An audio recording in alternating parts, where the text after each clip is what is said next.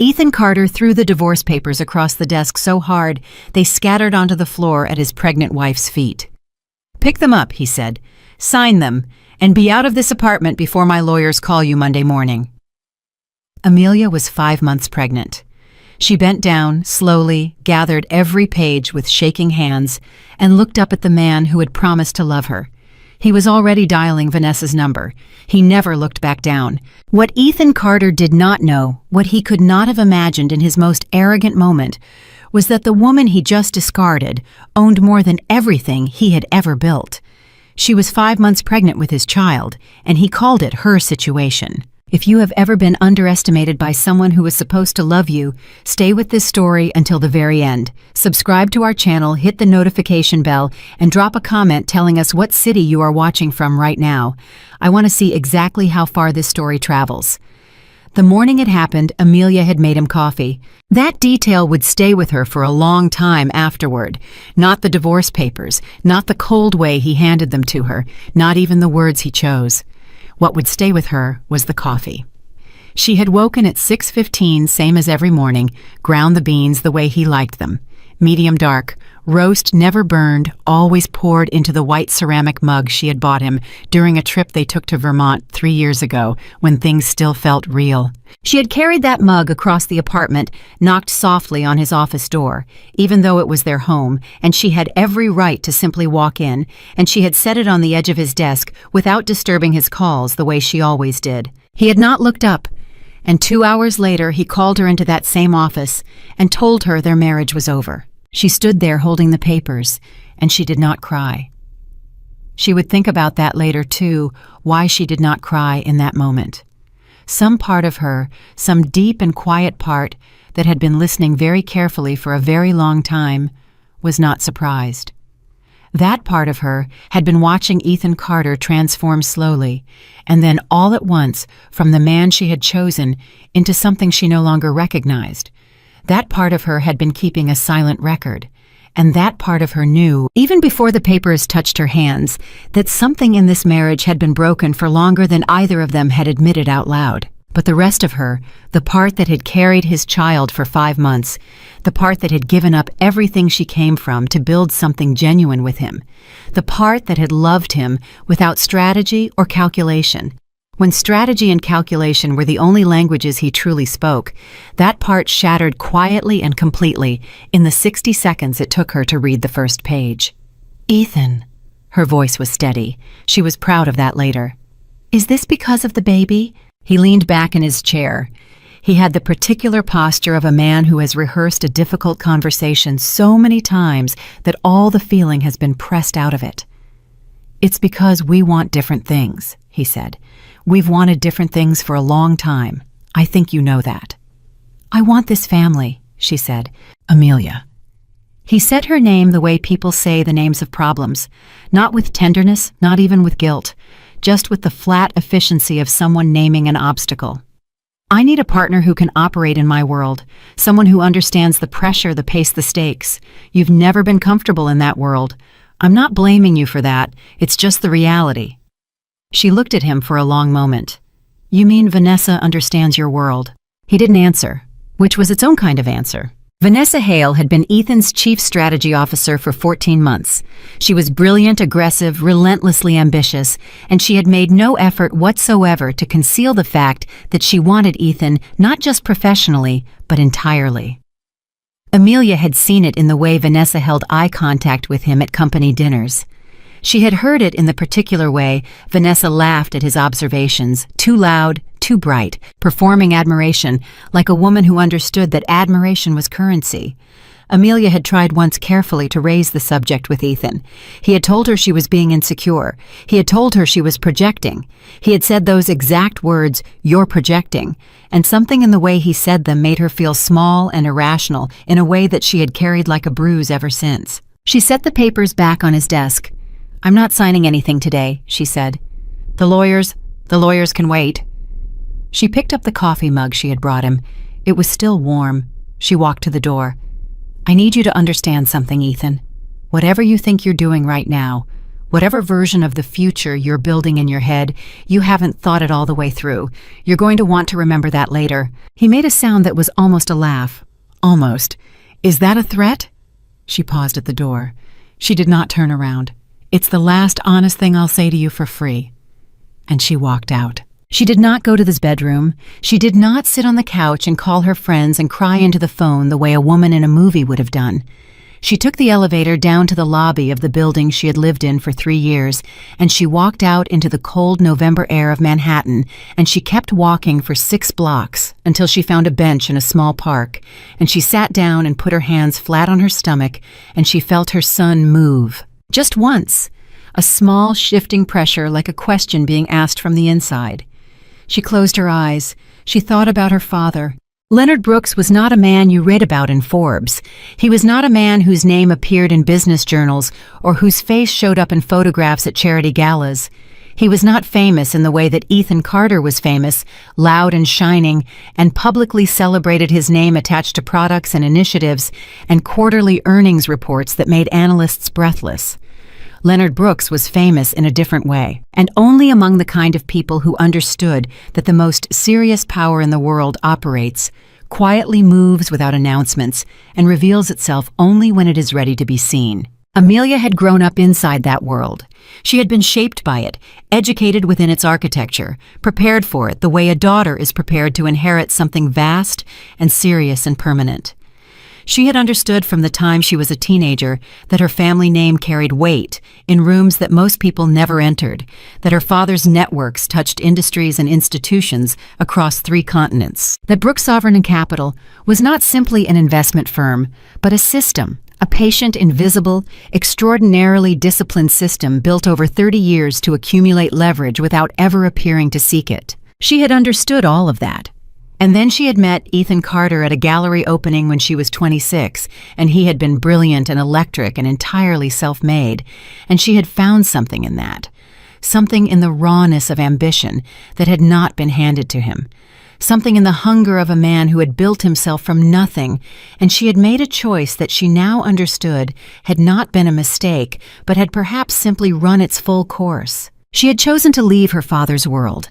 She had asked Leonard to let her build something ordinary and real, to let her be a woman who was loved for herself and not for what her name could do for someone else. Leonard had agreed reluctantly because he loved her and because he trusted her judgment, even when it diverged dramatically from his own. He had stepped back. He had let her have her marriage and her quiet life and her carefully maintained anonymity.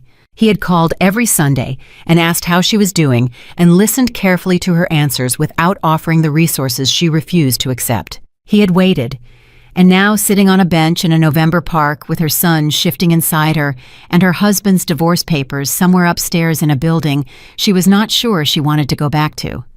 Amelia understood that the waiting was over. She took out her phone. She dialed. It rang once. Amelia. Her father's voice was the same as it always was, quiet, unhurried, completely certain, as if no call could ever catch Leonard Brooks off guard, because Leonard Brooks did not permit surprises in any direction. "Dad," she paused. She had not planned what she would say, but when she opened her mouth, the words came out clean and simple the way true things tend to do. "He served me divorce papers this morning. I'm 5 months pregnant, and he handed me papers and asked me to clear out." Silence. Not the silence of shock. The silence of a man absorbing information and beginning immediately to think. "Are you safe?" he asked first. Because that was Leonard. That was always Leonard. "Yes," she said. "I'm fine. I'm on a bench in the park. The baby is fine." Another pause.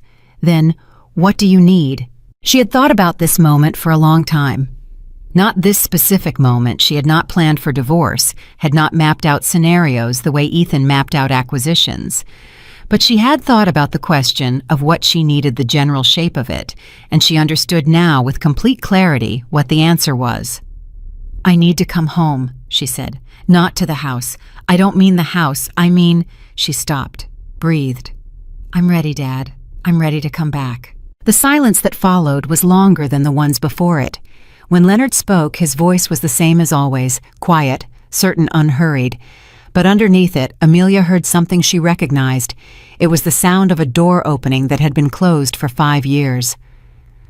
"I'll have Marcus call you within the hour," he said. "Don't sign anything." "I know," she said. "And Amelia?" "Yes. He's going to find out very soon that he made a significant error. Not because I will tell him, but because these things have a way of becoming clear." She almost smiled. "I know that too." She hung up the phone.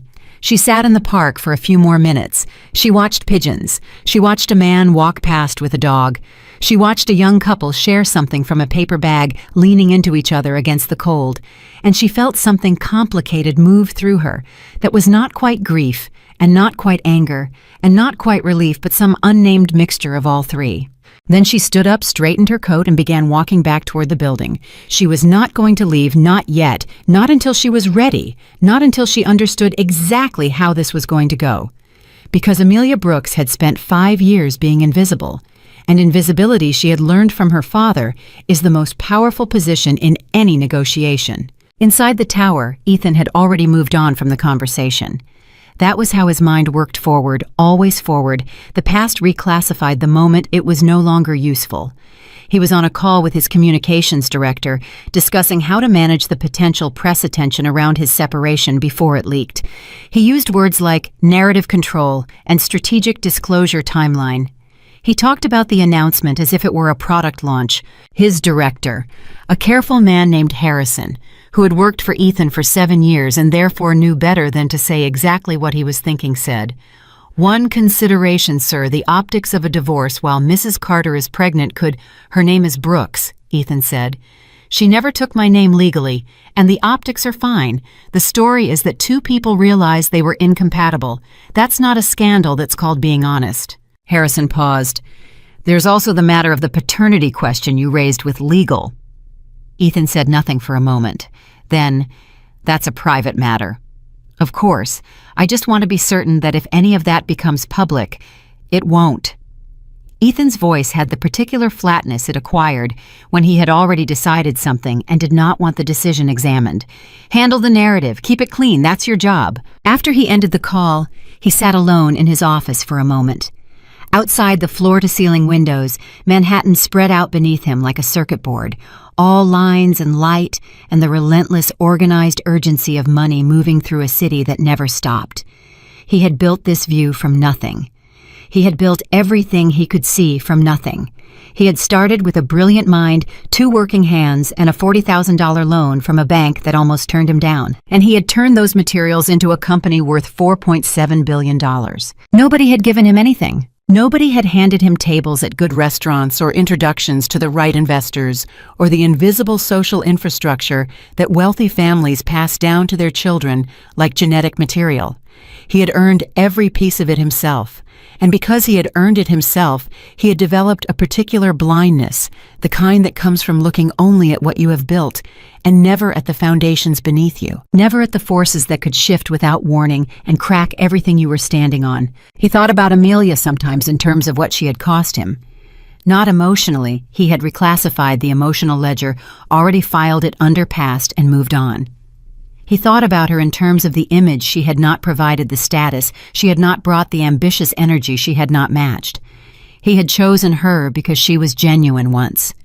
Genuine had seemed valuable once when he was still building and needed something real in the middle of all the performance. But now the building was done and genuine had started to feel like weight. Vanessa, by contrast, felt like acceleration. He picked up his phone and texted her, "Done." She replied in under 30 seconds with a single word, "Finally." He stared at that word for a moment. Something in him recognized that it was wrong, not strategically, not narratively, just wrong in the way of a note struck off key. But he folded the recognition down, the way he folded down most things that did not serve the direction he was moving, and went back to his calls. Downstairs, Marcus, Amelia's father's most trusted associate, a man who looked like an attorney and thought like a chess grandmaster, was already in the lobby of a different building 3 blocks away, opening a briefcase on a conference table and beginning to make a series of telephone calls that would set mechanisms in motion which Ethan Carter had no idea existed. Amelia, back in the apartment, now moving through rooms, quietly went to the spare bedroom that was going to be the nursery.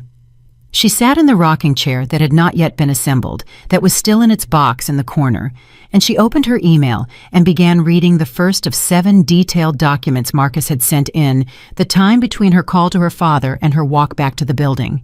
The documents were financial in nature. They were complex. They involved holding structures and voting rights and equity positions and fiduciary arrangements that had been established quietly and patiently over many years.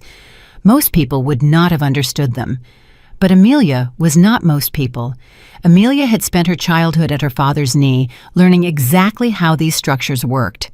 Learning why patient capital was more powerful than aggressive capital. Learning why the most dangerous thing in any financial contest was not the person who came in loudest, but the person who had been quietly preparing the longest. She read, she made notes. She asked Marcus 3 precise questions by email and received precise answers within minutes. And as the afternoon darkened into evening and the city outside the window shifted from the gray light of November into the particular illuminated blue of Manhattan at dusk, Amelia Brooks sat in the room that was going to be her son's room and understood with the complete clarity that comes when a person stops pretending and starts seeing exactly what the next chapter of her life was going to look like. It was not going to be small. It was not going to be quiet. And the man in the glass office on the other side of this apartment, the man who had looked at her and seen inconvenience, the man who had checked his watch while handing her divorce papers, the man who had said her name the way people say the names of problems.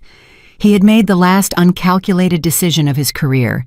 He just did not know it yet. She set down the documents. She put her hands on her stomach. Her son shifted again, the same small, questioning pressure as before, and this time Amelia felt it differently. Not as a burden, not as a complication in Ethan's life or a problem requiring management, as a fact, solid and permanent and entirely hers. "I've got you," she said quietly to the room, to the city outside the window, to the version of herself she had spent 5 years keeping carefully out of sight. "I've got us both." 3 blocks away, Marcus finished his last call of the evening, closed the briefcase, and walked out into the cold Manhattan night. Somewhere beneath the ordinary surface of the city, in the digital infrastructure of trading systems and equity records and shareholder registries that most people never thought about, certain things had already begun to move. Patient, invisible, precise. The way the Brooks family had always operated, the way they had always won. Back in the glass tower, as Ethan was pouring himself a drink and drafting a text to Vanessa about dinner, his phone lit up with a call from his lead investor relations manager. He almost let it go to voicemail. Something made him answer. "Richard, little late."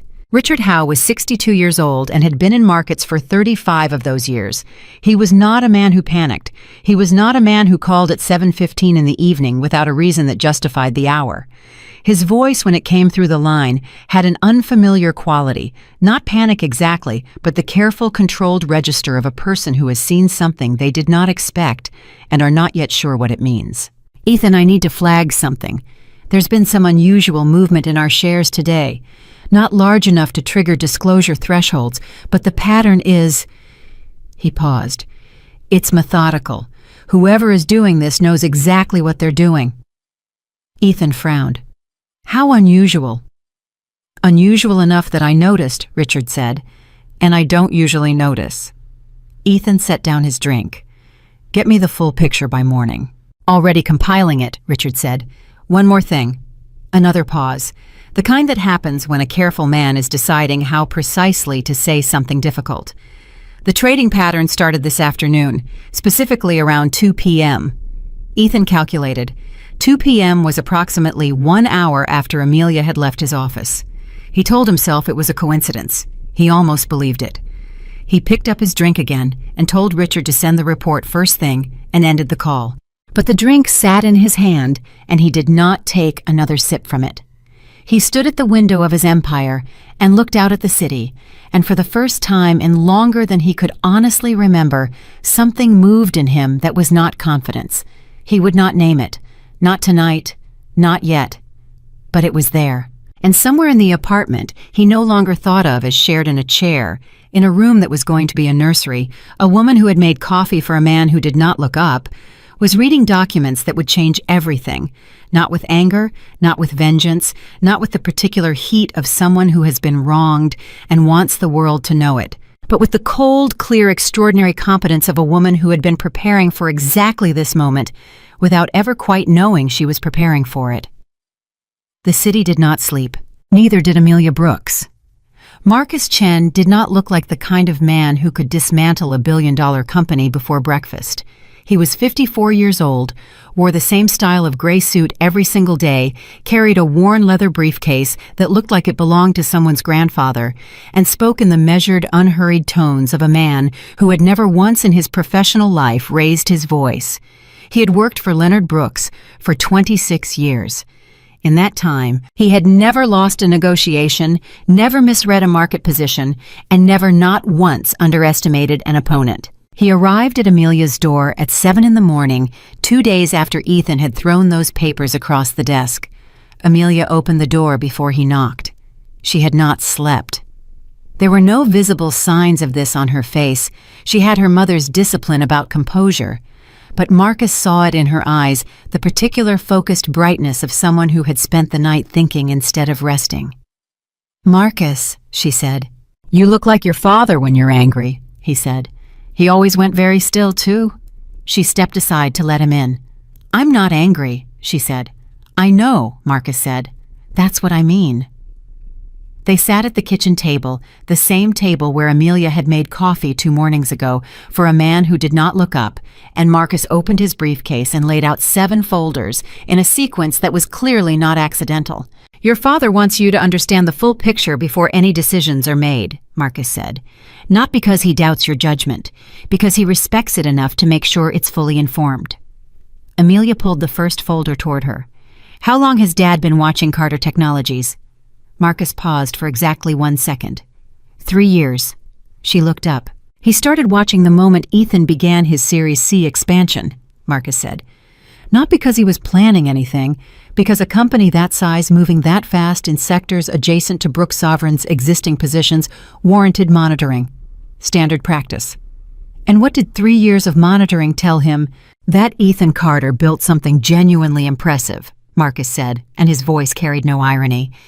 "And that he built it on a foundation with 3 significant structural vulnerabilities that he has never acknowledged, because acknowledging them would require him to admit he needed help he did not get by himself." Amelia was quiet. She opened the second folder. The numbers inside it were not what she expected. They were larger, much larger. "Dad moved into position 6 months ago," she said. It was not a question. "Quietly," Marcus confirmed. "Through 4 different holding structures across 2 jurisdictions, no single position large enough to trigger disclosure. The aggregate, however," he touched the page she was reading, "is significant." She set the folder down. She looked at Marcus directly. "I need you to tell me something honestly." "Always," he said. "Did my father do this because he knew the marriage was failing? Or did he do this because it was a sound investment opportunity, and the timing is coincidental?" Marcus considered her for a moment with the careful attention of a man who understood that the precise truth mattered here more than comfort. "Both things can be true simultaneously," he said finally. "Leonard Brooks does not make investment decisions based on sentiment. The position is financially justified, independent of your personal situation. But he is also your father, and fathers who are paying attention notice things." Amelia absorbed this. She nodded slowly. "What does he want me to do?" "He wants you to decide what you want to do," Marcus said. "The mechanisms are in place. The leverage exists. What happens next depends entirely on what you want the outcome to be." She stood up and walked to the window. Outside, Manhattan moved through its morning with the indifferent energy of a city that did not concern itself with individual stories. Somewhere in this city, Ethan was in his office making calls, building plans, celebrating what he believed was the clean surgical removal of a complication from his life. "I don't want to destroy him," she said. "I know," Marcus said, "but I need him to understand what he did, not to me." She put one hand flat against her stomach. "To us." Marcus closed his briefcase. He stood. "Then we proceed," he said simply. "At your pace, on your terms." After he left, Amelia sat alone for a long time. Then she picked up her phone and called her doctor to confirm her next prenatal appointment. She ate breakfast. She answered 3 emails from friends who had heard vague rumors and were gently, carefully asking if she was okay. She told them she was fine. She was not lying. She was something more complicated than fine, something that did not have a clean name yet. But she was not broken, and she was not lost, and that distinction felt important. What she did not know yet was that 4 floors below her in the building's parking structure, a photographer employed by a tabloid news aggregator was reviewing images he had taken the previous morning of Amelia leaving the building. Images that would within 48 hours become the first visible crack in the narrative Ethan had been trying so carefully to control. The story that ran was not front page. It was not supposed to be significant. A small item buried in the business section of a digital publication, noting that sources close to Carter Technologies had confirmed that CEO Ethan Carter had recently separated from his wife, who was reported to be pregnant. The item included 1 photograph, Amelia in her coat walking out of the building with her hand unconsciously resting on her stomach. Ethan saw it at 6:45 in the morning when his communications director sent it to him with a 3-word message, "Containment is needed." He called Harrison immediately. "How did this get out?" "We're looking into it," Harrison said carefully. "The sourcing is vague. It could have come from building staff. It could have come from someone in legal. It could have come from—" "I don't care where it came from," Ethan said. "I care about fixing it. What's the response strategy?" "The challenge," Harrison said, and Ethan could hear the man choosing his words with the precision of someone walking across ice, "is that the photograph is sympathetic to her. A pregnant woman alone outside a building has a particular—" "I understand what it looks like," Ethan said flatly. "Fix it." "But some things cannot be fixed. Some images land in the public consciousness and stay there not because they are dramatic or extraordinary, but because they are true in a way that people recognize on an instinctive level. That photograph of Amelia hand on stomach face composed utterly alone on a Manhattan sidewalk was that kind of image. It traveled. It was reshared. It accumulated comments that were not about business or finance, but about something older and more fundamental, about what it means to be left, about what it means to keep standing anyway. By noon, Ethan's name was attached to a narrative he had not written and could not easily rewrite. By 2 in the afternoon, 3 board members had called his office asking for clarity on the situation. By 4, Richard Howe called again about the share movement. "It's accelerating," Richard said. There was no longer any ambiguity in his voice. The careful, registered tone was gone, replaced by something that was trying very hard not to sound like alarm. "Whoever is behind this knows our shareholder structure better than we do. They're moving through positions in a sequence that suggests they have detailed knowledge of our proxy voting architecture." Ethan gripped his phone. "That information is proprietary." "Yes," Richard said. "It is." The silence between them carried everything neither of them wanted to say directly. "Get me a name," Ethan said. "I don't care what it costs. Get me a name." He hung up and stood at his window, and for the first time since he had signed those papers, he felt the specific, uncomfortable sensation of not being the smartest person in the room. He could not have said why exactly. Nothing catastrophic had happened yet. The share movement was unusual, but not on its own alarming. The press item was unfortunate but manageable. The board calls were a nuisance. None of it individually constituted a crisis. But Ethan Carter had built an empire on pattern recognition, on the ability to read a sequence of small events and understand what large event they were pointing toward. And the pattern he was reading right now made the skin on the back of his neck tighten in a way it had not done since the early days, since the days when everything could fall apart if he made one wrong move. He picked up his phone and called Vanessa. She answered on the first ring. She always answered on the first ring now. "Have you seen the coverage?" he asked. "Of course," she said. Her voice was smooth and certain. This was one of the things he valued about Vanessa. She was never rattled, never uncertain, never visibly afraid. "It's a one-day story. Sympathetic wife, absent husband. The internet gets outraged for 48 hours and then moves on to something else. We stay quiet. We don't engage. It dies." "It's not the coverage I'm worried about," he said. A pause. "The shares?" Richard says whoever is doing it knows our proxy architecture. Another pause. Longer. That's a short list of people, Vanessa said slowly. Yes, Ethan said. It is. Do you want me to start making calls? I have contacts at 3 of the major institutional holders. I could— Not yet, Ethan said. I don't want to move until I understand what we're actually dealing with. Moving too early signals that we're worried. I'm not worried. He said it like a decision. Vanessa said, of course. And the call ended, and Ethan stood at his window and tried very hard to make the statement feel true. He was not worried. He was not worried. On the other side of the city, in a conference room on the 31st floor of a building whose name did not appear on any public registry, Marcus Chen sat across a table from 2 of the most quietly powerful financial attorneys in New York and reviewed a timeline. The timeline was precise to the hour. It accounted for regulatory windows, trading session schedules, board meeting dates, and one specific date that had nothing to do with finance at all. Amelia's due date 4 months from now. Everything would be resolved before that date. Leonard Brooks had been clear about this.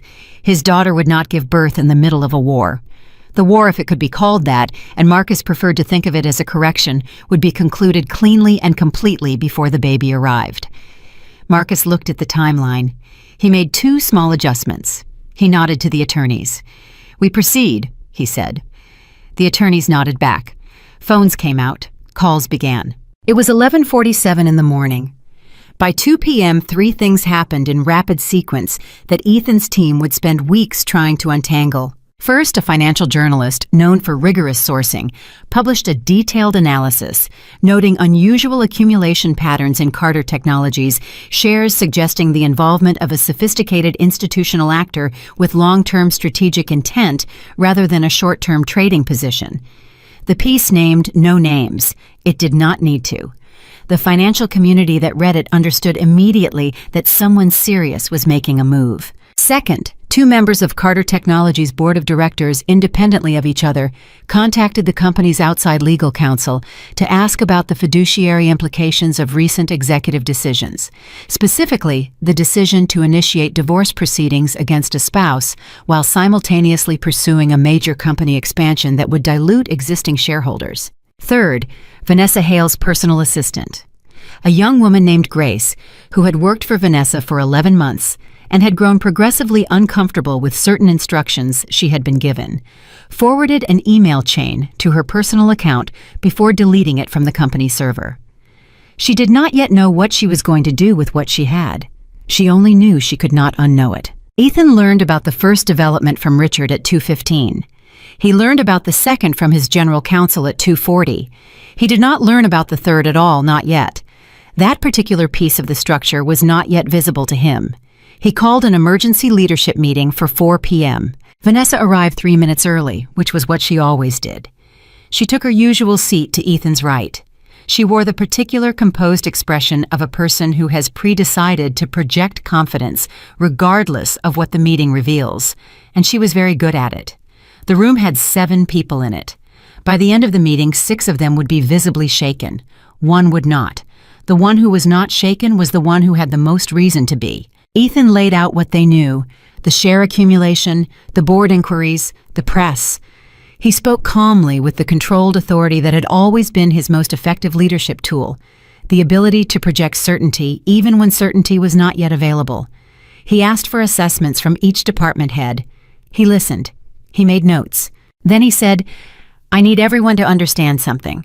Whatever is happening in the market right now is either opportunistic, someone saw the press coverage and decided to take a position on volatility, or it is coordinated. If it is opportunistic, it will resolve on its own when the volatility passes. If it is coordinated, we need to know who is coordinating it and why. Those are the only 2 possibilities. I want teams on both by morning. The meeting ended. People filed out. Vanessa stayed. When the room was empty, she leaned forward slightly and said, It's coordinated. He looked at her. You sound certain. The pattern Richard described isn't opportunistic, she said.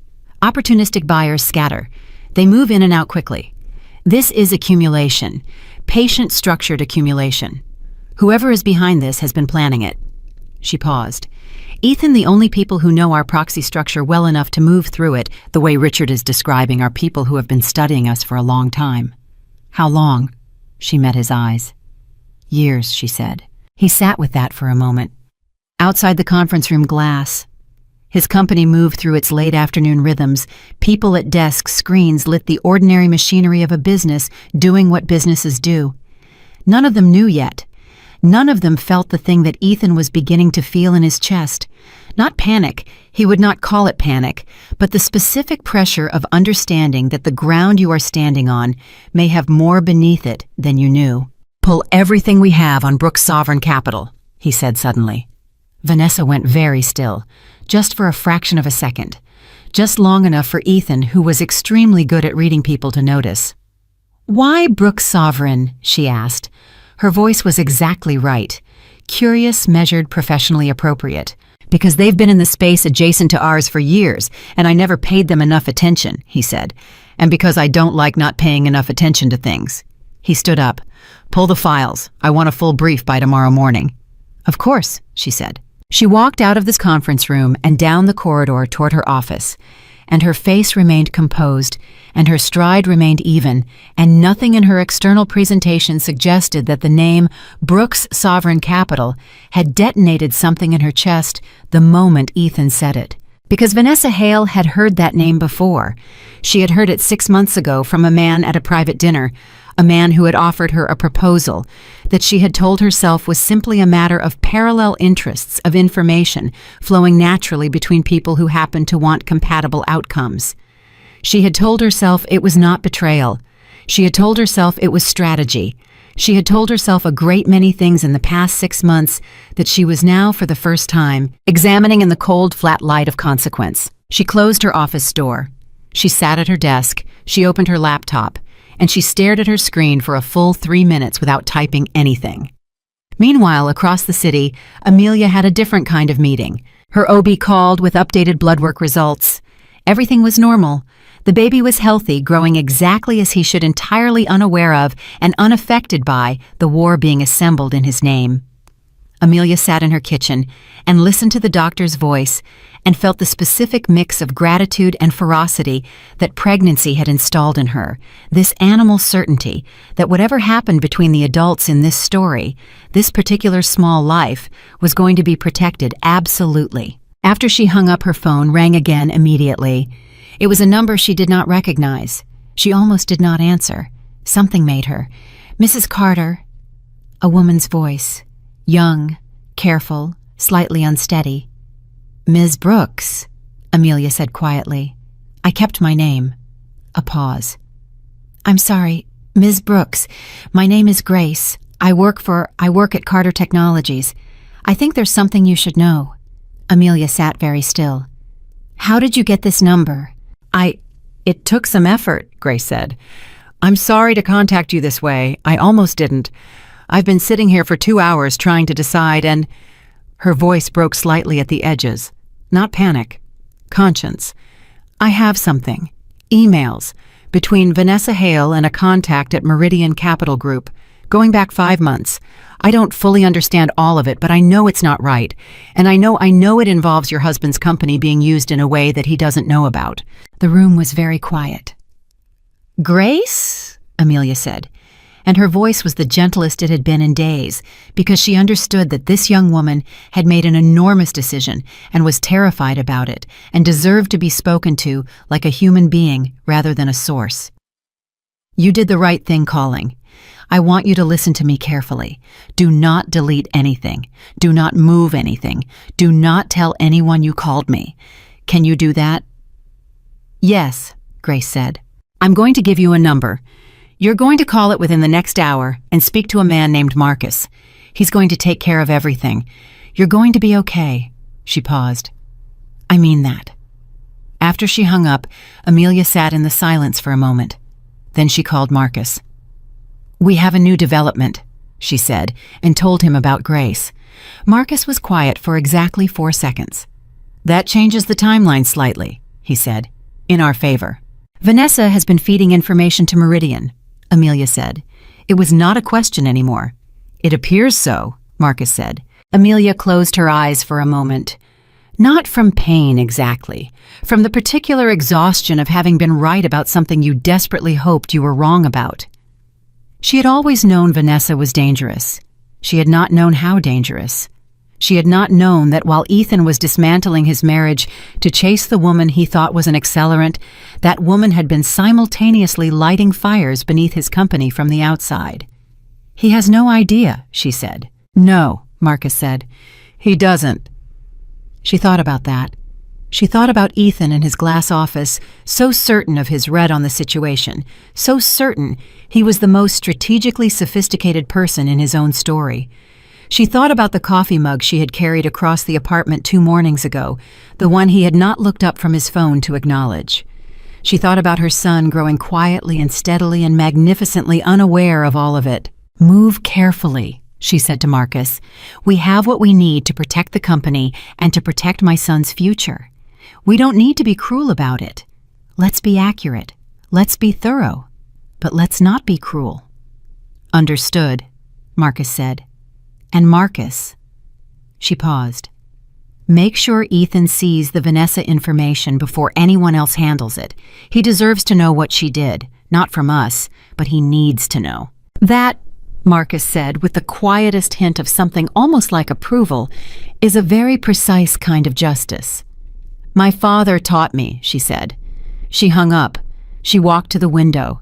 Outside, the city moved on. Below her, invisible to anyone watching, financial structures were rotating into position with the patience and precision of astronomical bodies following their established paths.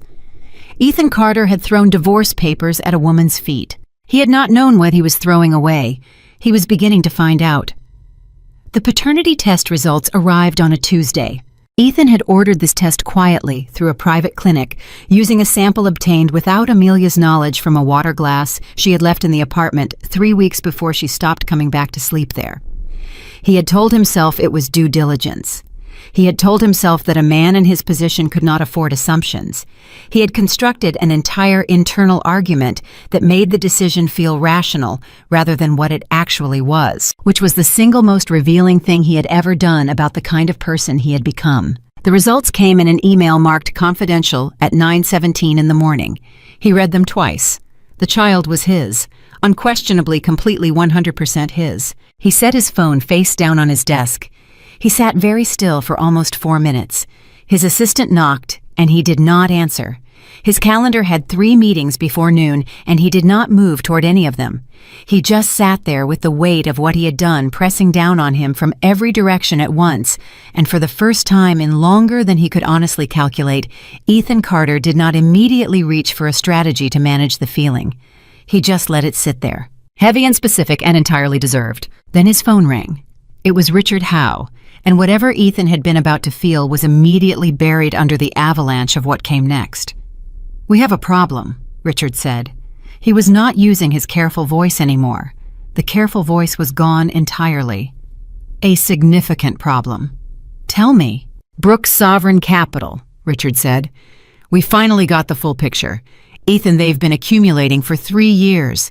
3 years of patient-structured, completely legal accumulation through holding entities that we had no reason to connect to each other. The aggregate position." Richard stopped, took a breath that Ethan could hear clearly through the phone. "The aggregate position gives them effective blocking power on any major shareholder vote." The silence that followed was the specific silence of a world rearranging itself. "How is that possible?" Ethan said. His voice was controlled. His voice was always controlled. "Our shareholder agreements have protective provisions specifically designed to prevent. The provisions protect against rapid hostile accumulation," Richard said. "What Brooks Sovereign did was not rapid, and it was not technically hostile. It was patient. They moved so slowly in positions so carefully structured that none of it individually triggered our protective thresholds. But collectively," another pause. "Collectively, it is the most sophisticated long-term positioning I have seen in 35 years in this market." Ethan stood up from his desk. He walked to his window. He looked at the city. He said the next question very quietly, because he already knew the answer, and he needed to hear it out loud to make it real. "Who is Leonard Brooks?" Richard said. "He is one of the most powerful private investors in America. He operates almost entirely outside of public view. His firm manages assets across 4 continents through a network of holding structures that are technically separate but functionally unified. He is... Richard paused one final time. He is Amelia Brooks's father. The city outside the window did not change. The light was the same. The sounds were the same. Everything looked identical to how it had looked 30 seconds ago. But Ethan Carter stood at his window and felt the specific nauseating vertigo of understanding that the ground he had been standing on for 5 years was not what he thought it was, that the woman he had handed divorce papers to was not who he thought she was, that every calculation he had made about the power dynamics of his own marriage had been built on a foundation of spectacular catastrophic ignorance. He had thrown papers at the feet of a woman whose family could buy him 40 times over. He had called her simple. He had called her disconnected from his world. He had told her she did not understand the stakes. "Get me everything you can find on Leonard Brooks," he said. "Everything. I want it in 2 hours." He hung up. He pressed both hands flat against the glass of the window. He breathed. His intercom buzzed. His assistant's voice came through. "Mr. Carter, I'm sorry to interrupt, but there are 2 journalists in the lobby requesting comment on a story they say is running this afternoon. Something about a paternity test." He closed his eyes. "How did they know about the test?" I don't know, sir. They say they have documentation." He turned away from the window. "Get Harrison up here right now." By 10:30, the story had already been sent to 3 major financial publications and 2 mainstream news outlets simultaneously.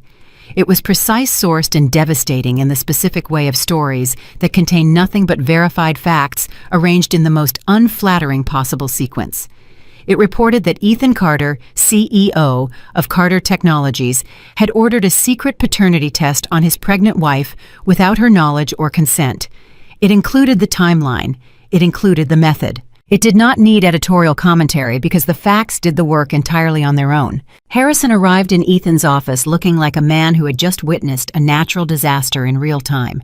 "The sourcing," he said immediately, "is airtight. They have the clinic records. They have the payment trail. I don't know how—" "Someone inside leaked it," Ethan said.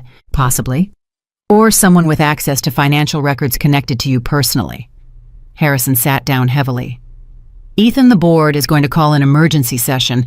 I've already gotten 3 texts from directors in the last 20 minutes. "Let them call it," Ethan said, and his voice had the flatness of a man operating on pure professional instinct while everything emotional was being held at arm's length by sheer force of will. "I'll address the board directly. I have nothing to hide." Harrison looked at him for a long moment. "The paternity test," he said carefully, "on your pregnant wife." Ethan said nothing. "That's what they're going to ask about," Harrison said. "Not the shares, not the market positioning, not Brooks Sovereign. They're going to ask why the CEO of this company ordered a covert paternity test on a woman carrying his child, and what that says about his judgment and his character, and whether those are qualities they want running their company." The room was very quiet. "Schedule the board meeting," Ethan said, "tomorrow morning." After Harrison left, Ethan sat alone for the first time since the phone call with Richard, and he allowed himself 30 seconds. Exactly 30 seconds, he counted them to feel the full weight of what was happening. Not the financial piece, not the strategic piece, the human piece.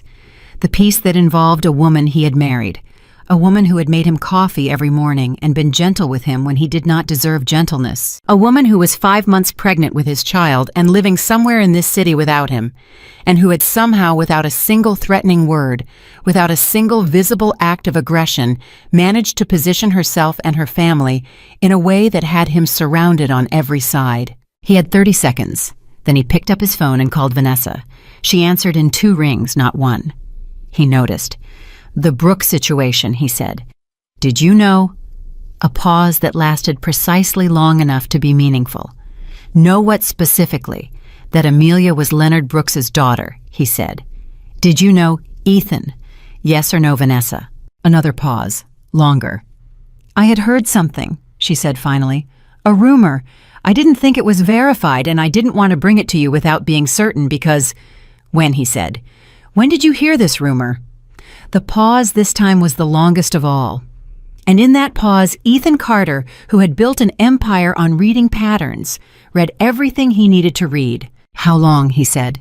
His voice had changed. The flatness was gone. Something colder had replaced it. "How long have you known that my wife had a connection to Brooks Sovereign Capital? I didn't know the extent of how long, Vanessa." She said nothing, which was its own answer, which was in fact the most complete answer she could have given. He hung up the phone. He sat very still, and the thing he had been refusing to look at directly for the past several weeks came into full focus with the brutal clarity of a fact that has been true for a long time and is only now being seen. Vanessa had known. Not everything, perhaps, but enough. Enough to have used that knowledge in ways he had not understood and had not monitored, because he had trusted her in a way he had not trusted Amelia, which meant he had given his trust to the person who least deserved it and withheld it from the person who had earned it completely. He pulled up his contacts. He found a number he had not dialed in 4 years. A private investigator he had used once early in his career for a corporate due diligence matter. A man named Toll, who was thorough, discreet, and expensive in the particular way of people whose discretion is genuine rather than performed. "I need a full workup," Ethan said when Toll answered. "On my chief strategy officer, Vanessa Hale. Financial connections, outside contacts, anything that links her to external investment entities, specifically Meridian Capital Group."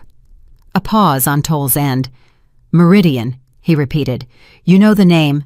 "I know the name," Toll said, with a particular weight that caught Ethan's attention. "What do you know?" "I know they've been very active in the tech sector in the last 8 months, Toll said. "Aggressive.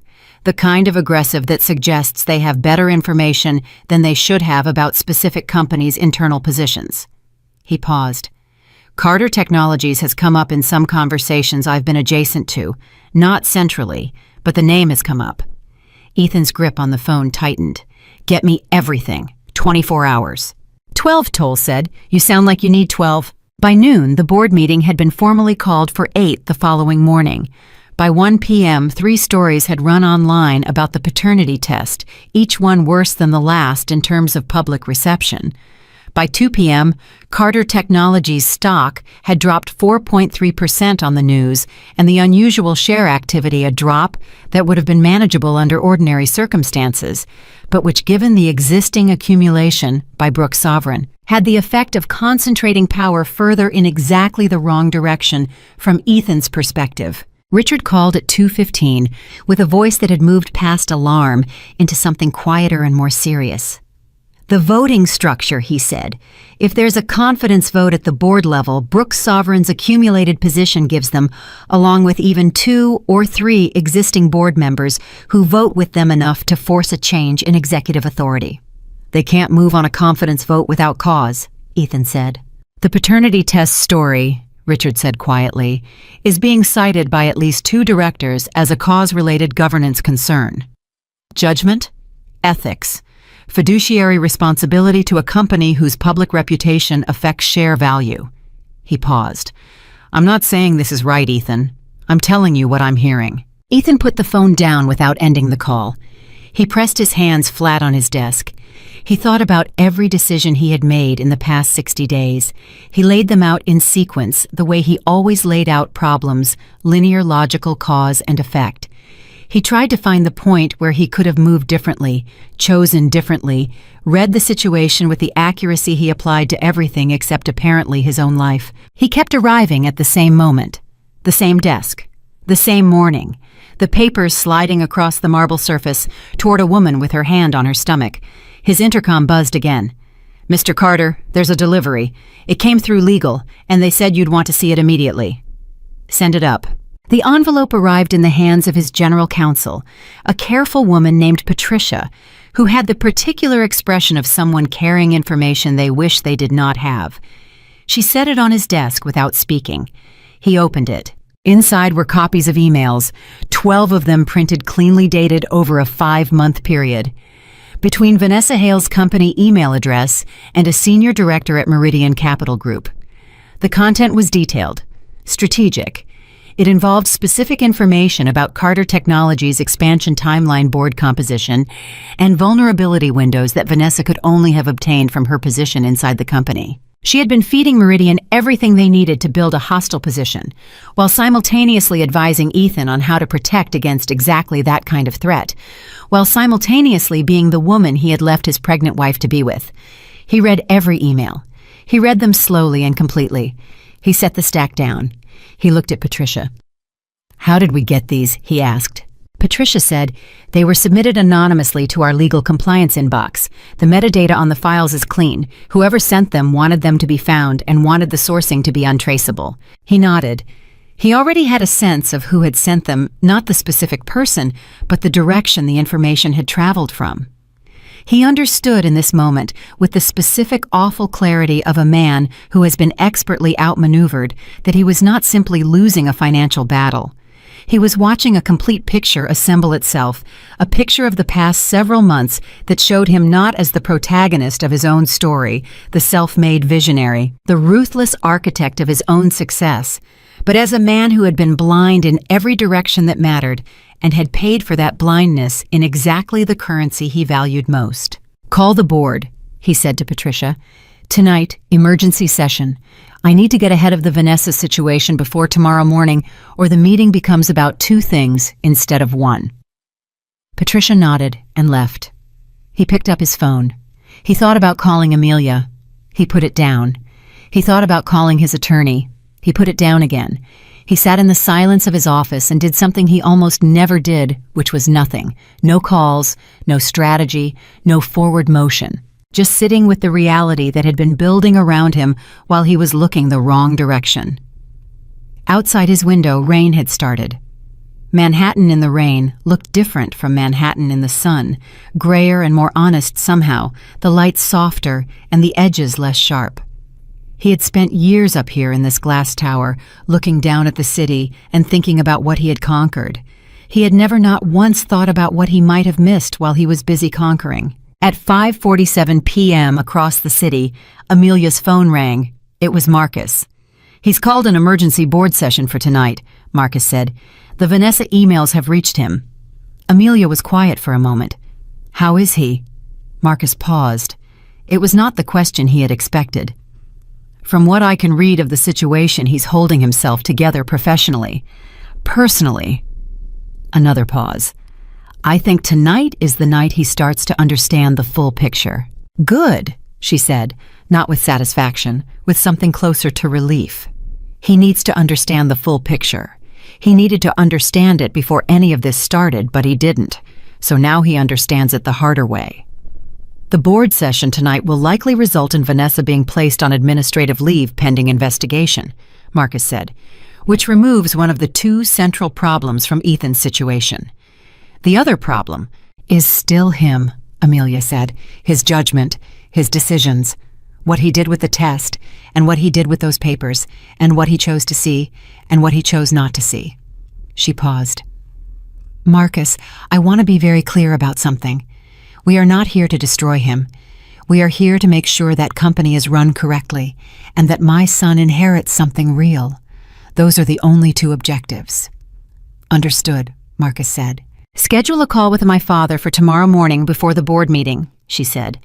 "I want to talk to him directly about what comes next." After the call, she sat for a while in the quiet of the apartment she had found 2 weeks ago, a short-term furnished place in a building where nobody knew her name or her story or the specific dimensions of the situation she was navigating. She had chosen it deliberately for the anonymity. She had chosen it because she needed a space that was entirely hers, with no history and no residue, where she could think clearly about what kind of future she was building. She put one hand on her stomach.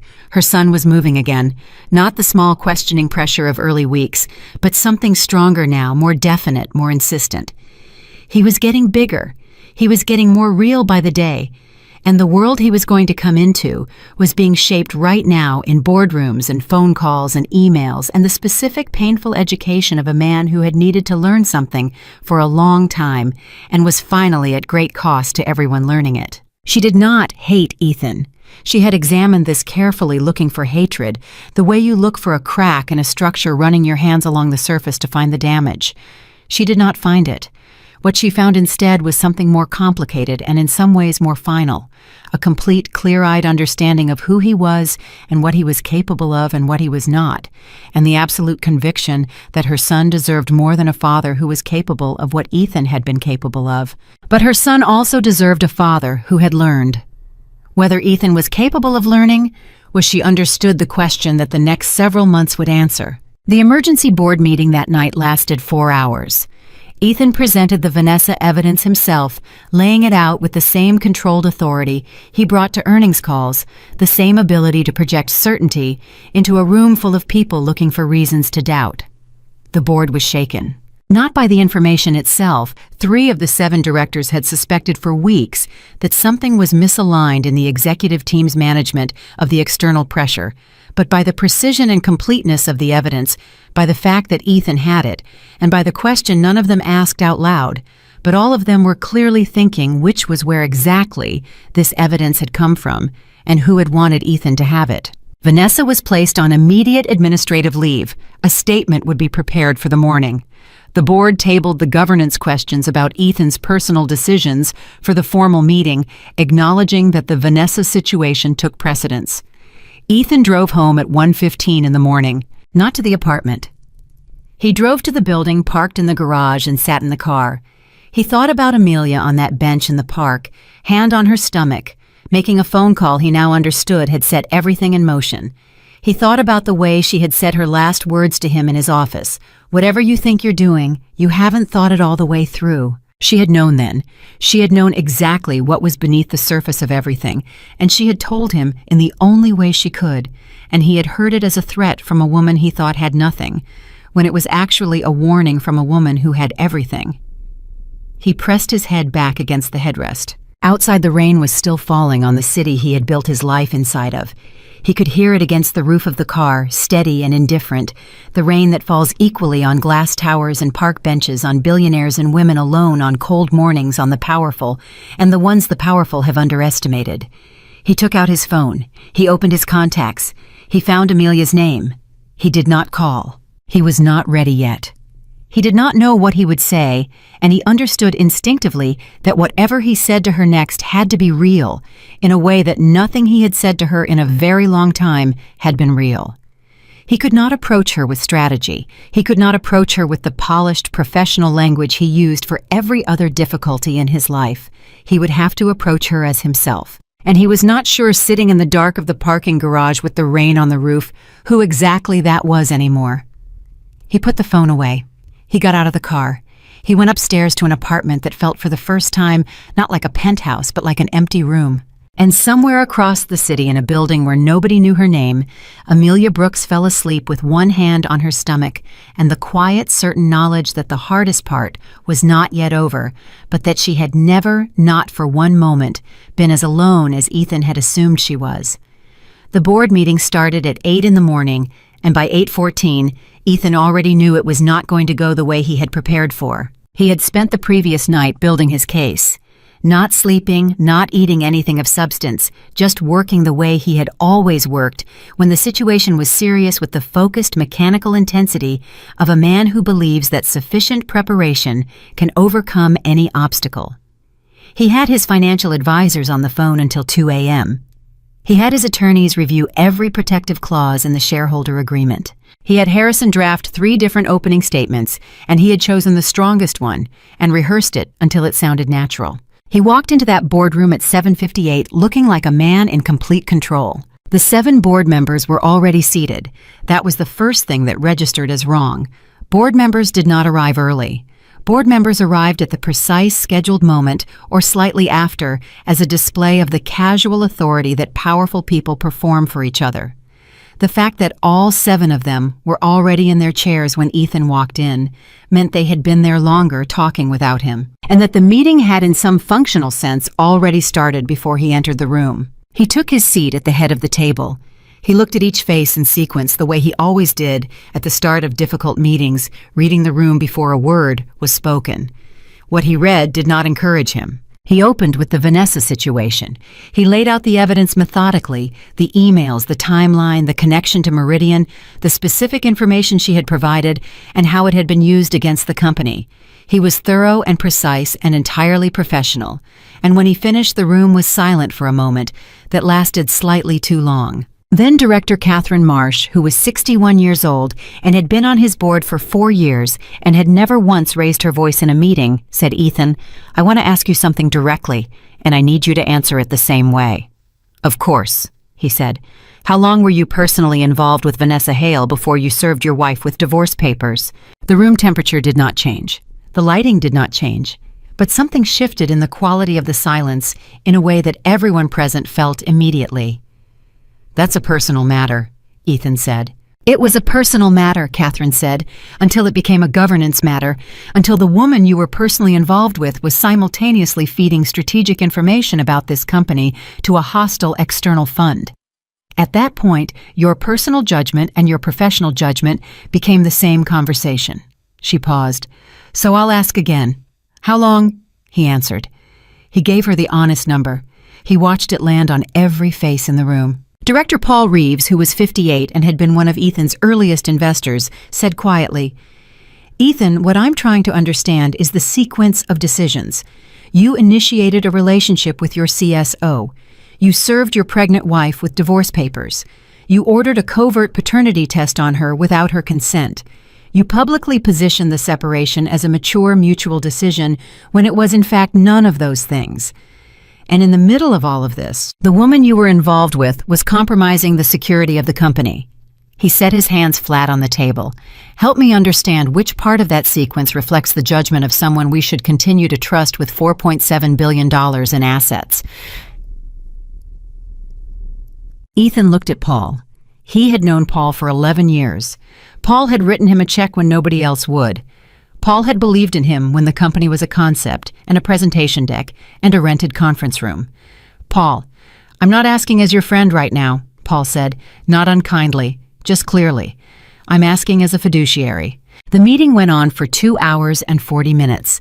By the end of it, the board had not voted on anything formal, but the direction was clear to everyone in the room, including Ethan. A formal governance review would be conducted. An independent committee would be formed to assess executive decision-making over the past 6 months. Ethan would remain in his role pending the review. He would not, however, be making any major strategic decisions unilaterally during that period. He walked out of that meeting into the corridor and stood alone for a moment with his hand pressed against the wall, not visibly distressed, not allowing anything visible. But underneath the composure, something was cracking that was not financial and was not strategic and was not anything that could be addressed with a plan or a phone call or a rehearsed statement. His assistant appeared at his elbow. "Mr. Carter, there's something you need to see." She handed him a tablet. On the screen was a news notification filed 20 minutes ago from a hospital in Midtown Manhattan. The headline was brief. It did not need to be long. Amelia Brooks, estranged wife of Carter Technologies, CEO, Ethan Carter, had been admitted to Mount Sinai Medical Center in active labor, 8 weeks early. The tablet nearly slipped from his hands. "Sir!" His assistant's voice came from somewhere outside the specific roaring quality that had descended on his hearing. "Sir, do you need—" "Get the car," he said. His voice did not sound like his voice. "Right now, get the car." The drive took 11 minutes. He knew, because he counted every one of them sitting in the back seat with his phone in his hands and a specific cold terror moving through him that he had no preparation for and no management strategy against. 8 weeks early. He knew enough to know what that meant medically. He knew enough to know what it could mean. He had spent the past several weeks thinking about his son as an abstraction, as a legal and emotional complication, as something to be addressed in the settlement negotiations, and now in the back of a car moving through Manhattan traffic, he was understanding with the full force of a truth that had been waiting patiently for him to be ready to receive it, that his son was a person, a real and fragile and specific person who was coming into the world too soon, and the terror of that had nothing to do with money or power or any of the currencies he had spent his entire adult life accumulating. He arrived at the hospital at 11:42. He went to the maternity floor. A nurse at the station looked up when he said Amelia's name. "Are you family?" she asked. The question landed like a physical object. "I'm her husband," he said, and then because honesty felt suddenly and urgently important in a way it had not felt in a very long time, he corrected himself. "I'm the father of her child." The nurse checked her screen. "Ms. Brooks has designated her father as her emergency contact and primary support person. She has not listed you as an authorized visitor at this time." He stood at the nurse's station and absorbed this. "Is she okay?" His voice asking that question did not sound like a CEO or a strategist or a man managing a narrative. It sounded like a person who was frightened. "Please, is she okay?" The nurse's expression softened by a fraction. "I can tell you that she is receiving appropriate care," she said. "Beyond that, I can't share information with unauthorized individuals. I'm sorry." He walked to the waiting area. He sat down in a chair that was designed for exactly this kind of waiting, the plastic and fluorescent lighting kind that hospitals use for the people who are not inside the rooms where things are happening, the people who are outside, who have to sit with whatever they have done or not done, while somewhere behind a closed door, something irreversible is occurring. He sat there for a long time. At 12:17, Leonard Brooks walked past him. Ethan recognized him from the photographs he had finally reviewed 2 days ago, the rare images of Leonard that existed in financial databases and old conference records. In person, he was taller than Ethan expected and quieter, in some way that was not about sound, but about presence, the particular quality of a man who has been the most powerful person in every room he has entered for so long that he no longer needs to perform it. He walked with Marcus beside him, and he walked past the waiting area, and he did not stop. He did not look at Ethan. He did not look at him, and that was worse than anything he could have said. Ethan stood up. "Mr. Brooks?" Leonard stopped. He turned. He looked at Ethan with an expression that contained no anger, no triumph, no satisfaction of any kind. Just the complete, clear assessment of a man looking at a situation and seeing it precisely as it is. "Mr. Carter," he said. They stood across from each other in a hospital corridor with the particular fluorescent honesty of a place where pretense has been stripped away by circumstance, and Ethan understood that there was no version of this moment that went well for him, no framing or narrative or strategic positioning that changed what Leonard Brooks saw when he looked at him. Leonard saw a man who had thrown his daughter's worth in the trash without knowing what he was throwing. "How is she?" Ethan asked. "She's strong," Leonard said. "She has always been strong. That's not something I was able to give her. She came with it." He paused.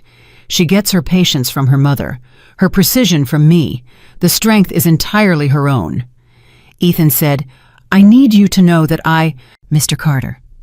Leonard's voice was not cold. It was the opposite of cold. It was warm in the specific way of someone who has moved completely past anger into something quieter and more final.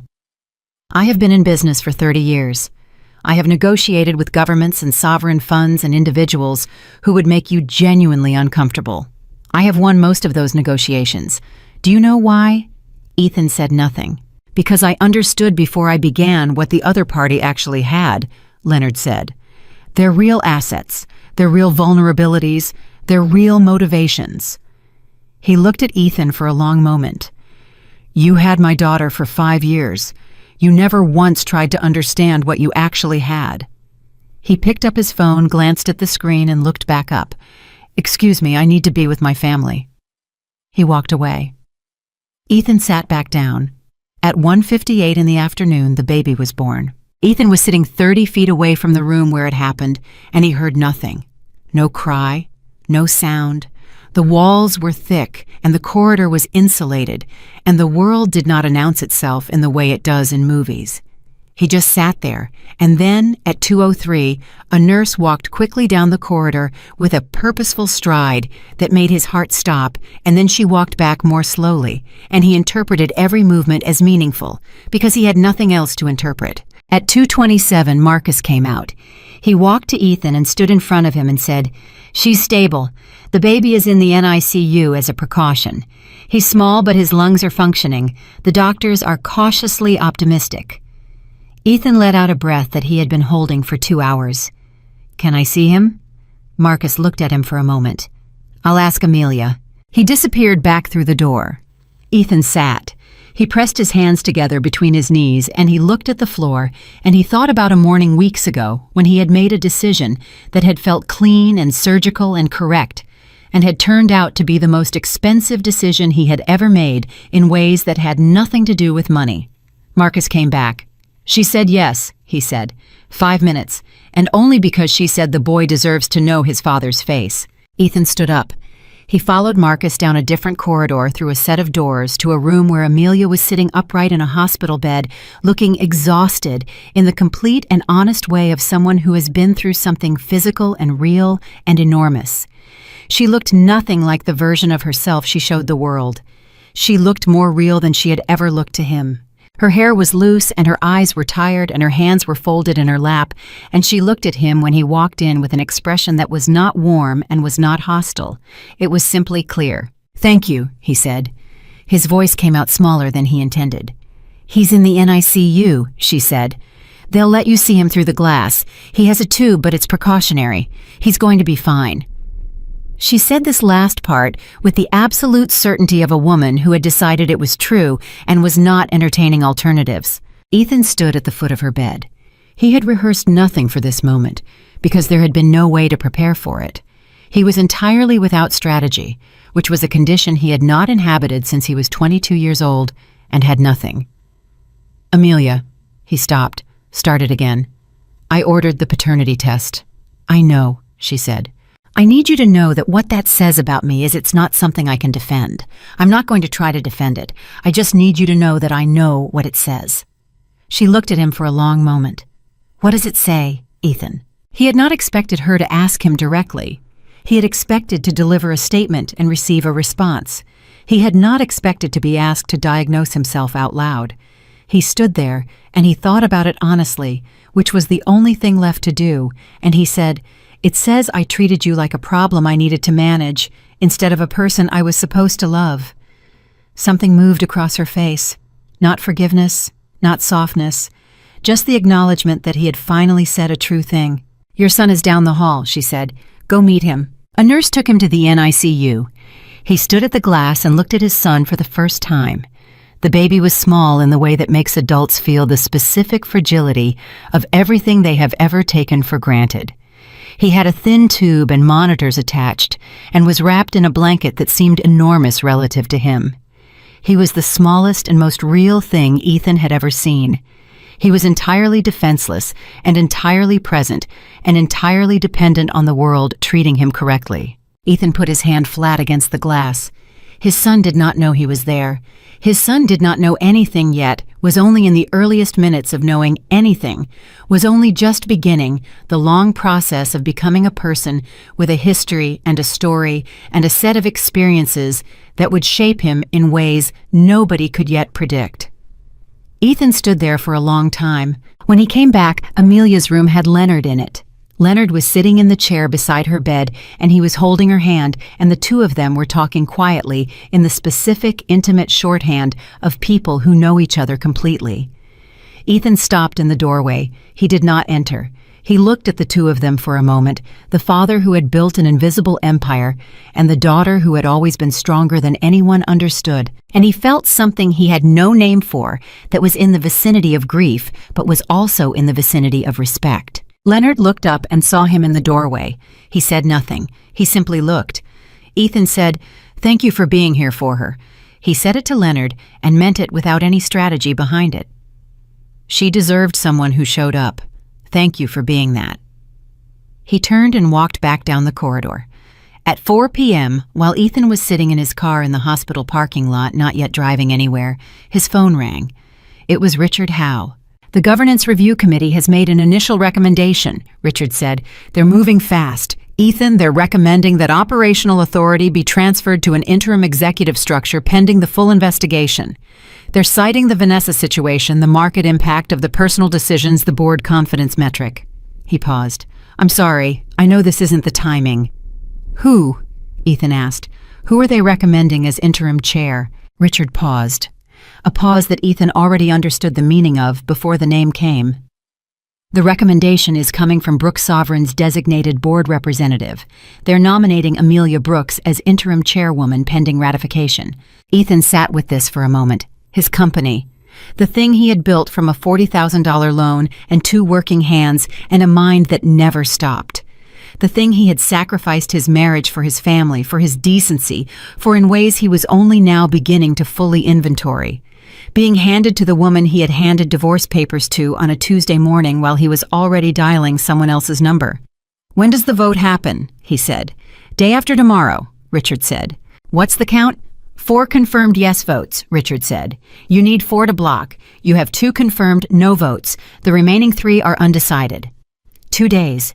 2 days to find 1 more vote, 1 more director who was not yet decided, 1 more person he could reach with logic or loyalty or the long history of what they had built together. He sat in the parking lot of the hospital, where his son was behind a glass wall getting stronger by the hour, and he thought about what he was going to do.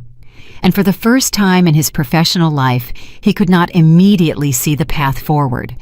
Not because it did not exist, but because every path he could see required him to fight against something he was not sure anymore that he deserved to win. He drove back to the office. He sat at his desk. He looked at his phone for 20 minutes. Then he called Patricia, his general counsel. "I need to understand something legally," he said. "If I were to voluntarily abstain from opposing the chairmanship vote, what does that look like structurally? Not resign, not surrender, just not fight it." Patricia was quiet for a moment that told him she had not expected this call. "It would accelerate the timeline," she said carefully, "and it would set the terms of your continued involvement, if any, as a matter of negotiation rather than conflict. It would also," she paused, "it would be seen as an act of either extraordinary strategic wisdom or genuine accountability, depending on who's reading it." "Which do you think it would be?" he asked. Another pause, longer. "Honestly," she said, "I think it might be both." He sat back in his chair.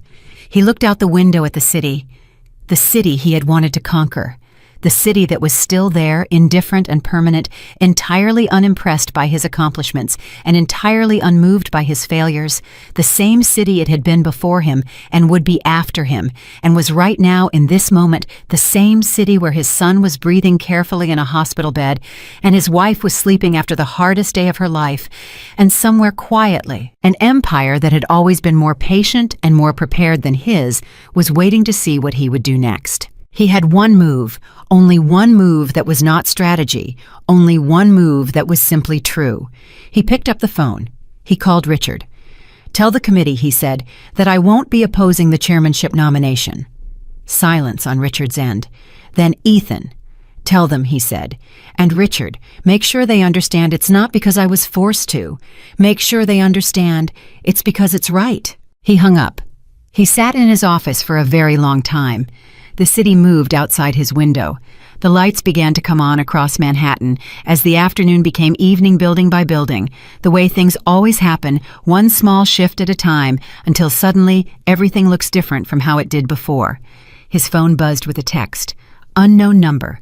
He opened it. 4 words. No punctuation, no context. He is doing well. He read it 3 times. He set the phone on his desk.